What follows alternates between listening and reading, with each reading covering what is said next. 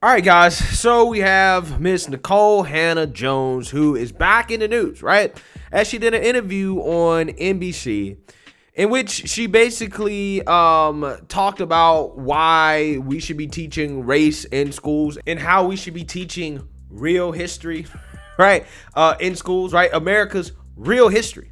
According to 1619 Project founder Nikole Hannah-Jones, the project that is noted to be historically inaccurate, right, is talking about how we should be teaching real history, accurate history in schools. Again, I find this stuff to be fascinating, okay? And then she goes on to claim that parents shouldn't have a choice or say in regards to what their kids learn in school. So we're going to talk about it, right? But first, let's go ahead and roll the clip, and then I will chime in with my opinion. Take a look. To think. At what age? And I wouldn't want my Is there an child age restriction in to your go mind? to a school You know, there's this about teaching what? teaching sort of when it comes to teaching our past. You know, there's this, and I think it's just coming basically through a racial lens. But there's this, you know, parents are saying, "Hey, don't make my kid feel guilty," and you know, and I know a parent of color is going, "What are you talking about? You know, I've got to teach reality."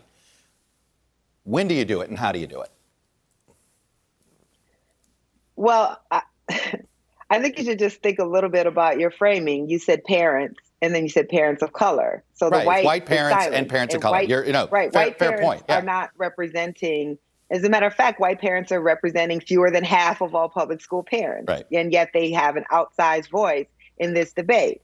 I have a child who, just by watching the news when she was 8 years old, she saw Laquan McDonald, a teenager in Chicago, get shot 16 times by police on CBS in the morning show. And she asked me, why did they kill that boy? So I can't wait to have these conversations with my child. And I don't think that we should be asking what is the appropriate age. I think we should be asking what are the appropriate conversations at that age.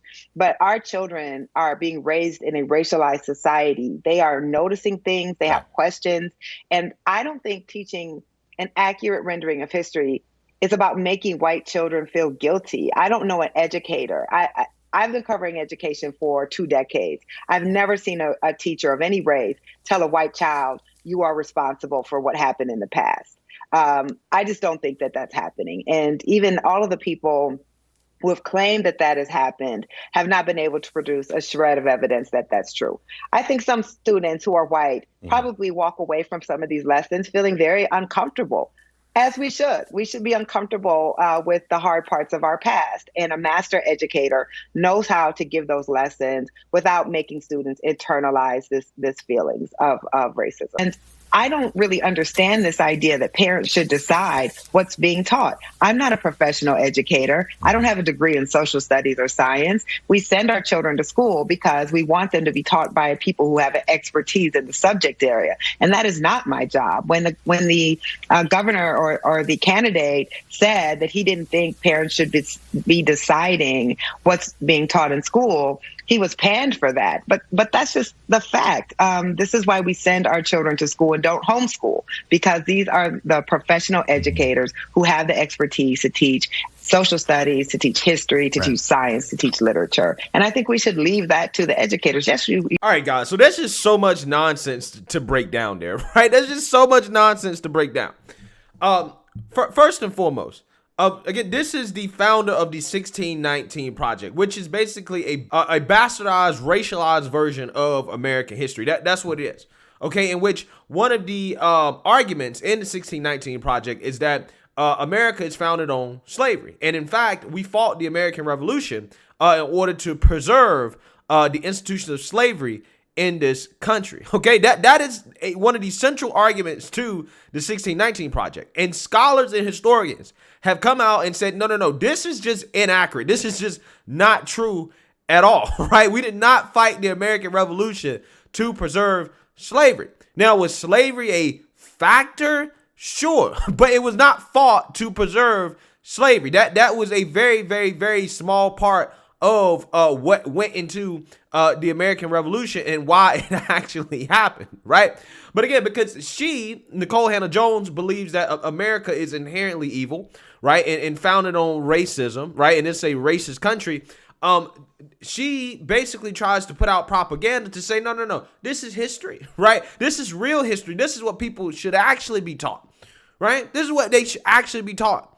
Again, it blows my mind, right? The author of a fictional history book is trying to talk about teaching real history in schools, right? But see, the thing is, what really gets me about these people is when you listen to them talk, right? They say, well, there are white parents that don't want real history being taught in school. They don't want the kids to learn about slavery. First and foremost, they're not just white parents speaking out about this, like critical race theory and all this stuff going on in schools is racial indoctrination.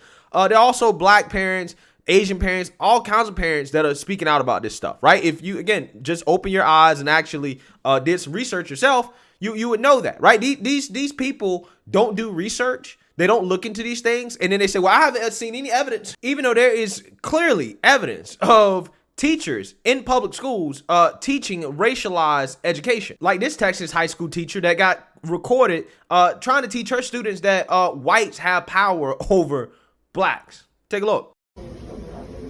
Can we say white have power over black, please? Yeah. Okay, thanks.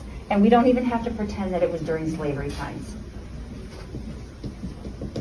Because if we were really just saying during slavery times, we wouldn't have mass riots even happening today, right this minute, because of another black person being shot unwarranted by police without even question, because, thought that was the taser. Oops. So we still have the binary of white have privilege over blacks. Okay.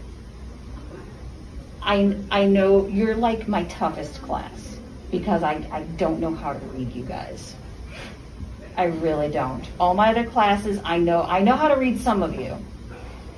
I don't know how to read all. So yeah, when you present the evidence, okay, first thing they'll say is, well, it's not in the curriculum. It's not in the curriculum. And people are just like, okay, duh, of course it's not going to be in the curriculum. There's no curriculum that's going to call for teaching that white people have privilege and are superior over blacks. Of course, that's not going to be in the curriculum. Okay, but what's in the curriculum when we're talking about teaching about slavery or civil rights or whatever, yeah, teachers may take that and say, hey, you know what? I need to incorporate a racialized version of teaching about these events. Right. And there are teachers that go out here and that have basically said, I'm going to teach a racialized version of history. Right. When I talk about slavery, when I talk about the civil rights, when I talk about all this stuff, I'm going to racialize it. That is what parents are talking about. OK, but see, when it comes to that, these people act like they're stupid when it comes to understanding that. OK, just like, yeah, there's nothing in the curriculum about teaching about sexuality in schools and gender theory. However, you have teachers, plenty of them that are out here trying to teach those things in class like this. So I posted a TikTok yesterday about how I start conversations about gender and sexuality with my students. I ended up privating it for unrelated reasons, but I got a lot of weird feedback where some people like, you shouldn't start these conversations. You shouldn't talk about this with your kids. Yeah, you should, because for these kids to know that a queer adult exists, to know that trans people exist and are normal, is life-changing to them. They need someone to start those conversations because they don't know they have the permission to ask me about. How many times have I done stories on that, guys? How many times have I done stories on teachers that are literally pushing gender propaganda in schools, right? Just like I've done stories about parents complaining about teachers pushing racial propaganda in schools, right? It's clearly happening. Okay, because otherwise these parents wouldn't be so upset about it. Okay, if it was simply just, oh, one or two teachers are doing it, it's anecdotal. It's simply just anecdotal. No, if that's what it was, then you wouldn't have all these parents complaining, right? But because it is widespread, and because you do have a lot of these teachers that have just said, you know what, F it, I'm going to teach history the way I want to teach it, or F it, I'm going to teach gender theory and all this other stuff in schools. Yeah, that's why parents are coming out and saying, yeah, this is what's happening. Right. But because it's not strictly in the curriculum, these idiots on the left say, oh, no, it doesn't exist. You're making it up. Right. You're making it up. That's literally how the conversation is. And this is why we can't get anywhere with this conversation. Right. This is why we can't get anywhere. Again, these people want to have a conversation about race in school when our kids can't even read. Right. They can't read or write or do math. And y'all want to talk about race Okay, race. Okay, race. Can't read, write, or do math, but it's important to have a conversation about race, right? Okay, all right. And then Nikole Hannah-Jones goes on basically to talk about how parents shouldn't have a say in what their kids learn. Again, idiot. You would think these people on the left would stop saying stuff like that. Okay, this is how they lose elections, right? This is how the people that they want to be in office end up not being in office. First and foremost, she's wrong in the sense that parents shouldn't have a say in what their kids learn. No, parents absolutely should have a say in what their kids learn. Okay, they're parents for that reason. Okay, they parent kids, not the government, right? Because the government can be teaching their kids anything. Okay, and the parents are supposed to be a check on the government. Okay, not the other way around. The government's not supposed to check the parents. The parents are supposed to check the government. And she tries to frame this as if, well, parents shouldn't be controlling what kids learn because they're not professionals, right? They're not experts, right? They're not trained educators. As if so-called trained educators in the public school system are inherently superior to kids that are homeschooled, when the facts and evidence suggest that's not the case at all, right? Homeschool kids consistently outperform public school kids in regards to standardized tests, okay? But, the rebuttal to that from the left will be, well, standardized tests are racist, right? That's why I try to get rid of them, right? Because standardized tests are now racist.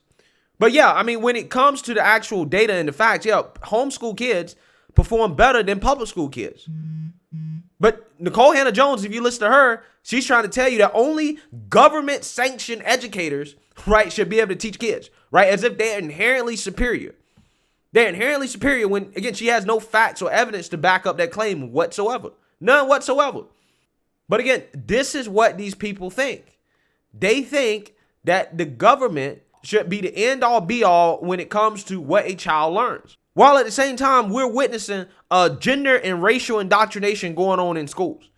And then these people wonder why are conservatives excited about universal pre-K? Why they don't want universal daycare provided for by the government? Well, the reason why is because they don't want the government indoctrinating their children, right? Because we're seeing that happen right now in public schools. Why the hell would you want to sign up for a universal program to allow the government to indoctrinate them at an even earlier age, right? Why would they sign up for that? Why would conservatives want that? They don't want that. Again, the public school system has failed, okay? It has failed. China outperforms us significantly. And I guarantee you, they're not sitting around having a conversation about race in schools. I guarantee you, they're focused on reading, writing, math, right? Things that's going to help that country dominate and be a leader in the future. But we want to sit around and have this conversation about what did white people do to blacks in the past, right? That's what we want to have a conversation about when we're graduating dummies that have no skills whatsoever to be able to provide for themselves or to be successful in life. It's ridiculous. It's ridiculous. But let me know what you guys think. Make sure you like, comment, and subscribe. Most importantly, share a Black conservative perspective. Peace.